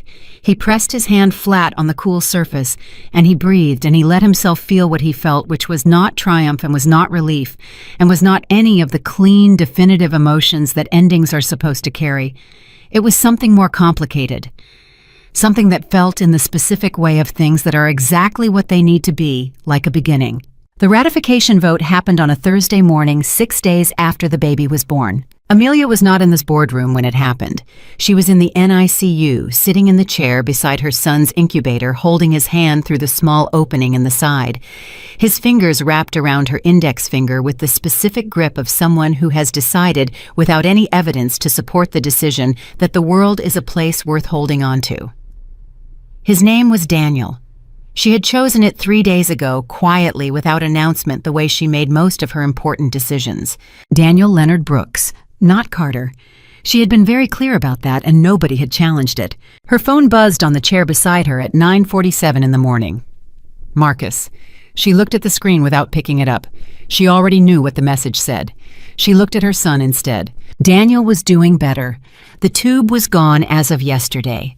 His lungs, the doctor said, with the particular cautious optimism of people who have seen enough to distrust certainty, but enough good outcomes to permit hope, were stronger than expected for his gestational age. He was eating. He was gaining weight by fractions of ounces that felt to Amelia like extraordinary victories. He had her mother's nose and Ethan's jaw and eyes that were still the undetermined blue of all newborns, but that already held, she was convinced, a particular quality of attention that was entirely his own. She finally picked up the phone. Marcus had sent 3 words: vote confirmed, 6-1. She set the phone down. She looked at Daniel. She said very quietly, "Okay then." That was all. The one dissenting vote had been Paul Reeves. Not out of loyalty to Ethan, Paul had made clear to the committee, but out of procedural caution about the speed of the process. He had voted no on the timeline, not the candidate. He had called Amelia personally the night before to tell her this, and she had thanked him and meant it, because she appreciated people who were honest about their reasons, even when the reasons were inconvenient. The news moved through the financial press by noon with the velocity of a story that had been building for weeks and finally had its resolution. Carter Technologies names Amelia Brooks as chairwoman following executive governance crisis. The coverage was not uniformly positive. Nothing is uniformly positive, but the dominant tone was the one that Amelia had not sought and could not have manufactured, which was the tone of surprise colliding with recognition, of people reassessing what they thought they knew about a woman they had barely noticed. 3 journalists who had covered Carter Technologies for years called Marcus requesting interviews. He forwarded 2 of the requests to Amelia and declined the 3rd on the grounds that the publication's coverage standards did not meet the threshold that warranted her time. Amelia looked at the 2 forwarded requests and said, "Tell them both I'll talk to them in 30 days, when I have something worth saying." Marcus passed the message along with the particular satisfaction of a man who has worked for the Brooks family long enough to recognize the genetic signature of their timing. Ethan learned about the vote from Richard at 10 in the morning. He was at his desk, which was still technically his desk. For the moment, his role shifted to senior advisory capacity, pending the formal transition structure. He had known the vote was happening. He had chosen not to watch for results in real time, which was one of the stranger decisions of his adult life, the deliberate choice to not be in control of information. He had spent the morning reading a report on a new biotech partnership that the company had been developing for 6 months, trying to stay useful, trying to find the shape of what usefulness looked like now. 6-1, Richard said. Paul voted no, Ethan said. It was not a question. Yes, on the timeline. I know. He paused. She's going to be good at it. Richard was quiet for a moment. You sound certain. I am, Ethan said. And the strange thing, the thing he would not have been able to say 60 days ago, because 60 days ago he had been incapable of seeing, it was that he genuinely meant it. Not as strategy, not as the kind of gracious concession that men make publicly when they are privately still fighting. He meant it the way you mean things that have cost you enough to become real. She's going to be better at it than I was, because she actually cares about it the right way. What's the right way? Richard asked. Ethan thought about it honestly. As something you're responsible for, he said, not something you own. He hung up and sat at his desk and looked at the city and thought about the difference between those 2 things for a long time. 3 floors up, in a conference room that had been his for 11 years and would not be his much longer, the formal transition team was assembling. Amelia had designated Marcus as her operational liaison during the period she was still at the hospital. The transition document was 42 pages. It had been prepared with the precision of a legal instrument and the thoroughness of a due diligence report, because Amelia was her father's daughter, and her father had never in his professional life entered a situation without having read everything there was to read about it first. The first directive in the transition document, the first thing she put in writing as chairwoman was this: no mass layoffs, no structural dismantling. The people who built this company stay in their positions pending individual performance reviews conducted with fairness and transparency. When the head of HR read that line in the conference room, she put her hand over her mouth.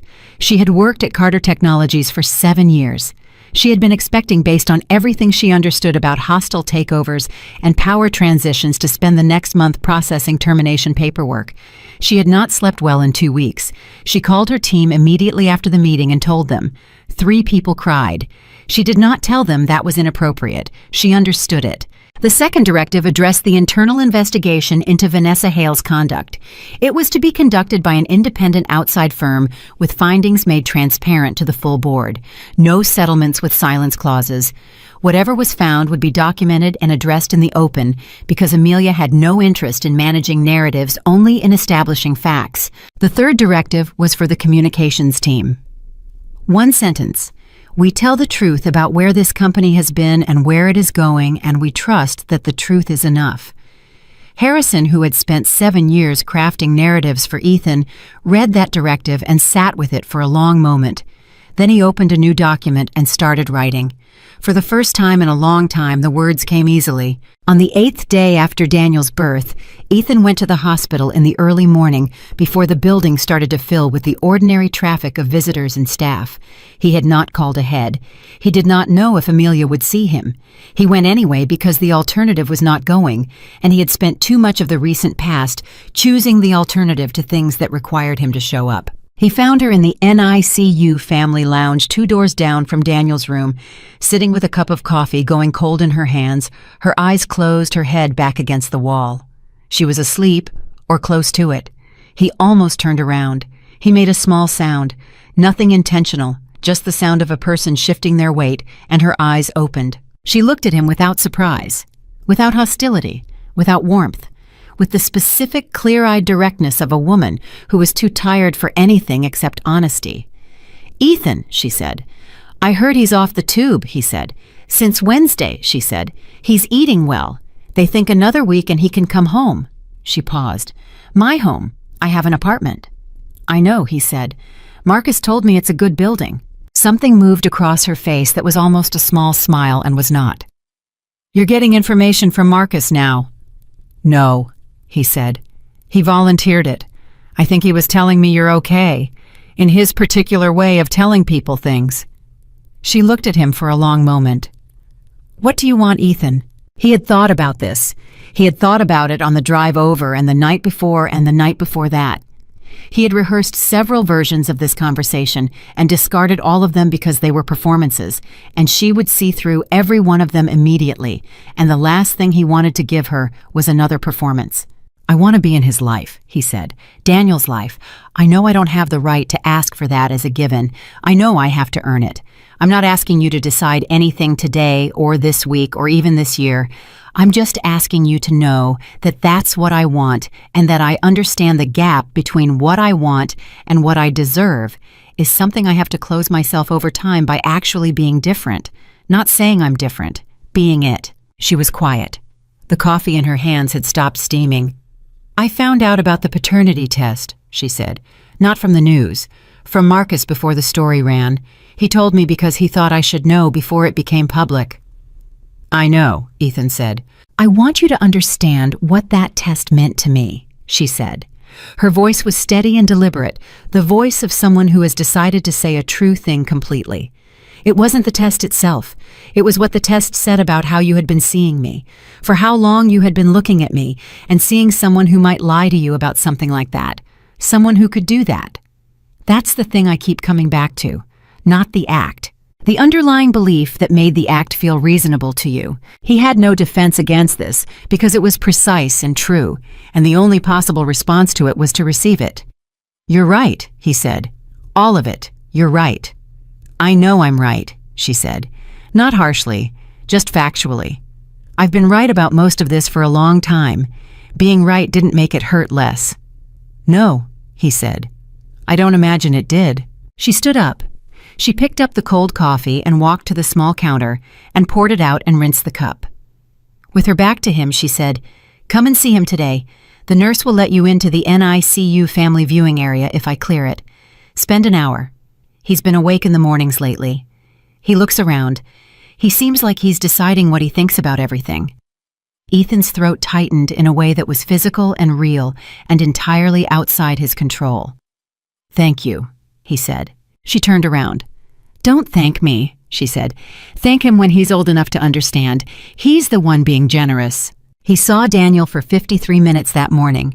He counted them not because he was monitoring the time, but because each minute felt like something he wanted to account for, something he did not want to let pass without registering its full weight.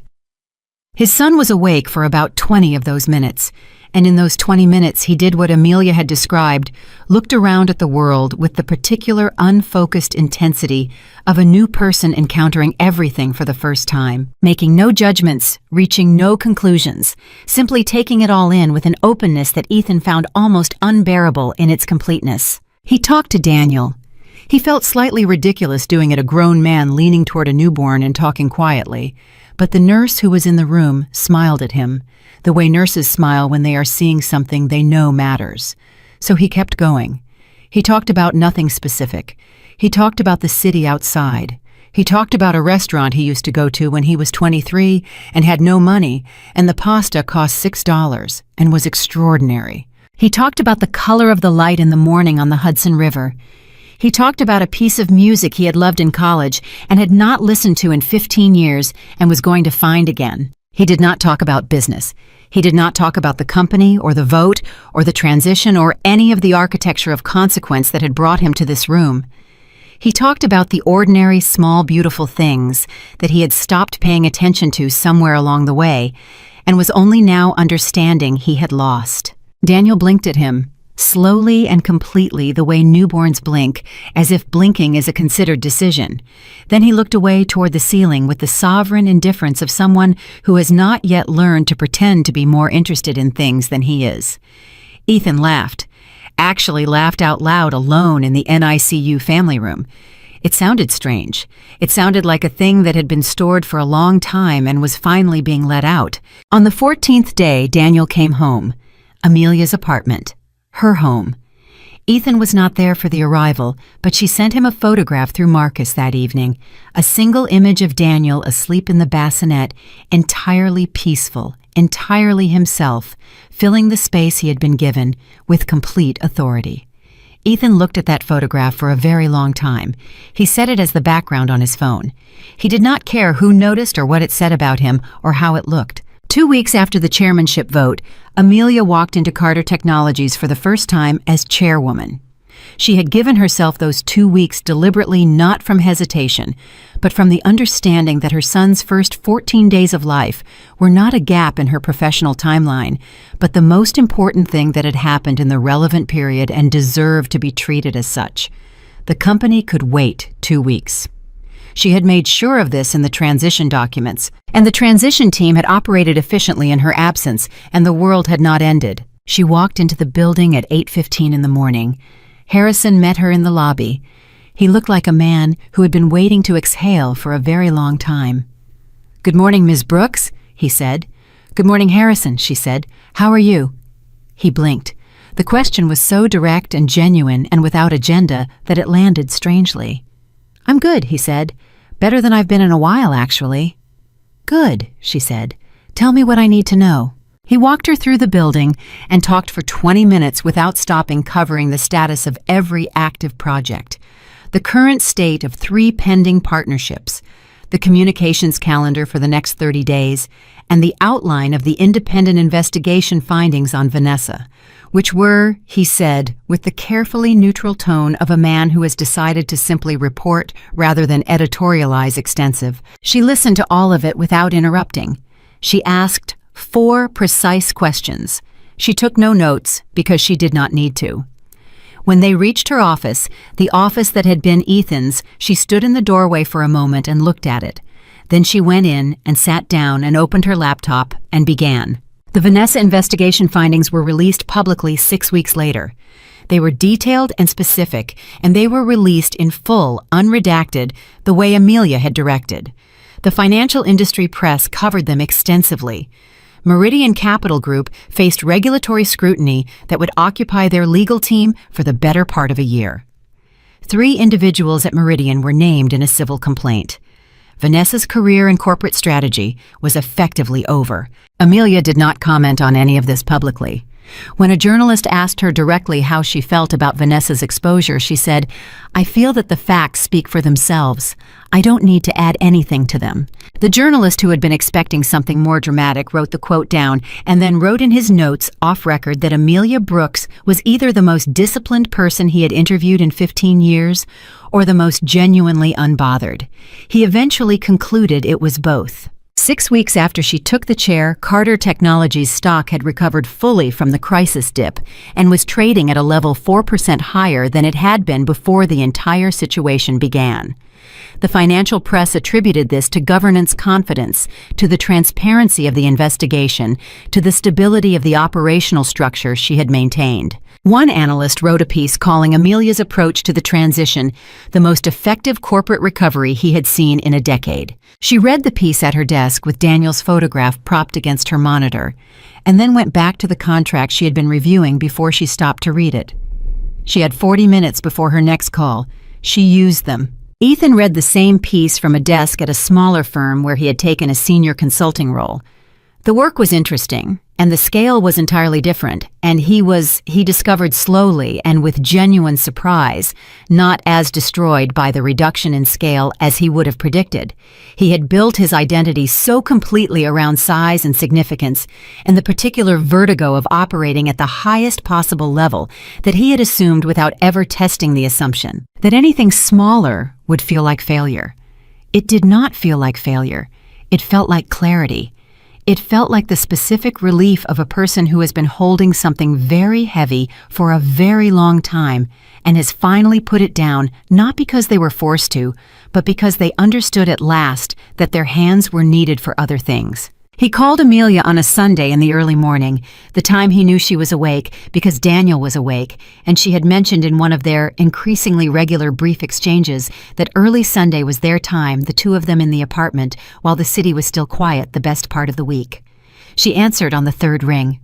In the background, he could hear Daniel making the specific, determined sound of a baby who has opinions about the world. "He's loud this morning," Ethan said. "He's always loud in the mornings," she said. "I think he gets it from you." It was the first thing she had said that acknowledged any continuity between who Ethan had been and who Daniel was. It was small. She had not meant it as a gift, probably, but he received it as one. "I want to ask you something," he said. "Ask." "Are you okay?" he said. "Not the company, not the transition, you. Are you okay?" She was quiet for a moment. In the background, Daniel continued his commentary on the morning. "Yes," she said finally. "I think I actually am."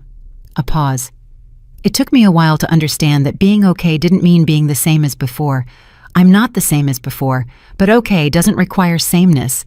It just requires being real about where you are." Another pause, shorter. "I think I'm the most real I've ever been." He thought about what she said for a long time after the call ended. He thought about it on his walk that afternoon along the Hudson River. The same walk he had been taking more frequently in recent months, the water on one side and the city on the other, and himself somewhere in between, smaller and more honest than he had been in a very long time. He thought about what it meant to be real about where you are. He thought about all the years he had spent building a version of himself that was optimized for a performance of success rather than the experience of it, and the specific irony that the performance had cost him the only things that would have made the success mean something. He thought about his son on Sunday mornings making noise at the world. He thought about a woman who had made him coffee every morning for 5 years, carrying it across an apartment, to a man who did not look up, and who had done this not because she was weak, but because she was certain of who she was, in a way that did not require his acknowledgement to remain true. He had called her simple once. Inside his own head in the private assessment, he had never said aloud, because some part of him had understood it would reveal more about him than about her. He had looked at her steadiness and her gentleness and her complete absence of the aggressive performing ambition that he surrounded himself with professionally, and he had translated those qualities into smallness, into simplicity, into the language of a man who could only value what he recognized as similar to himself. He had been so wrong for so long in a way that had cost everyone. The Hudson moved beside him. The city rose behind him. He kept walking. At Carter Technologies on a Tuesday afternoon, 3 months after the chairmanship vote, Amelia sat across a conference table from the head of the company's largest charitable partnership, a workforce development program that served 500 young people annually and had been underfunded for 2 years under the previous executive structure. She had allocated full funding in her first budget directive.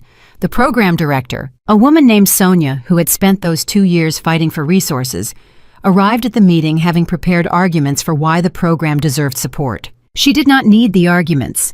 Amelia had already read everything. She said, "Tell me what the program needs that money alone doesn't solve."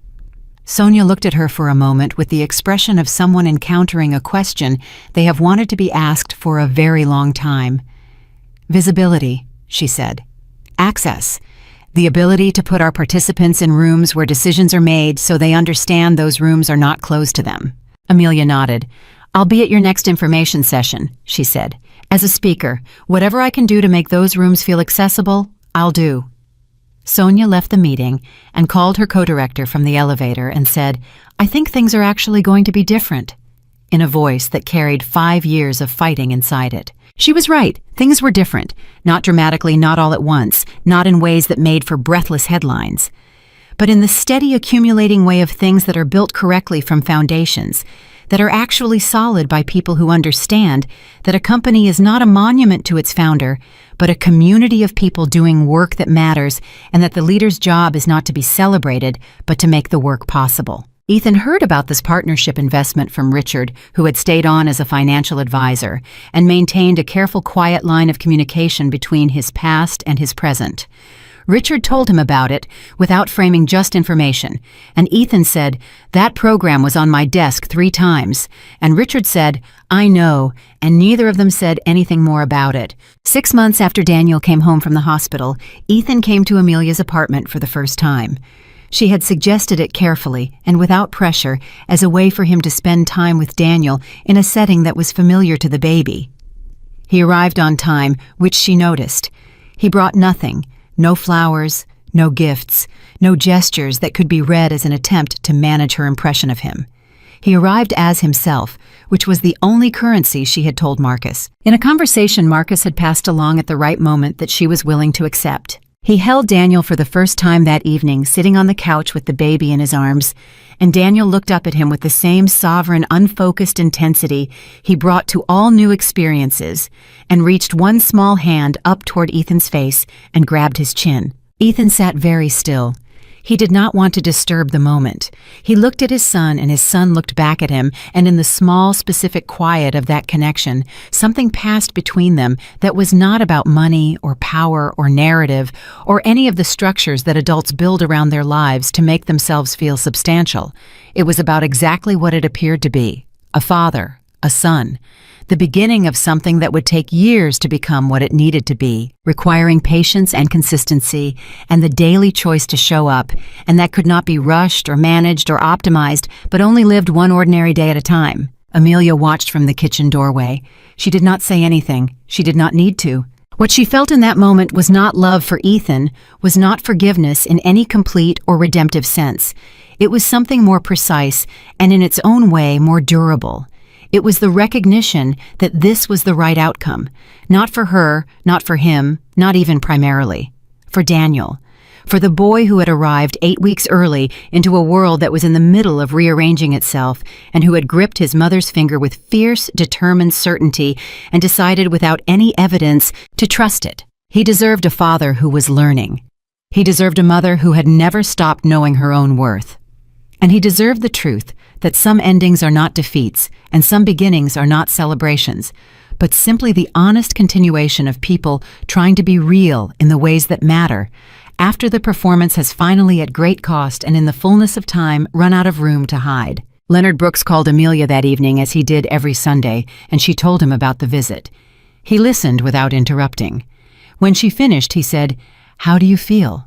She thought about it honestly, the way he had always raised her to think about difficult questions. "Careful," she said. "Hopeful in a careful way." "That's the right proportion," he said. "I know," she said. "You taught me." The city moved outside her window. Daniel was asleep in the next room with the total commitment of a person who has decided the world can wait.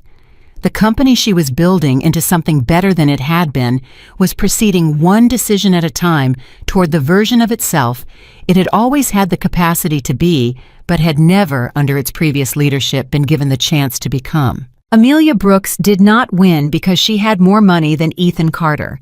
She did not win because her father's empire outmaneuvered his. She won because she had always known exactly who she was, had never allowed anyone else's inability to see her clearly to change that, and had waited with extraordinary patience for the moment when the world was ready to see what she had always already been. The strongest people, it turns out, are not the ones who fight loudest. They are the ones who know without needing to be told that they were never actually losing.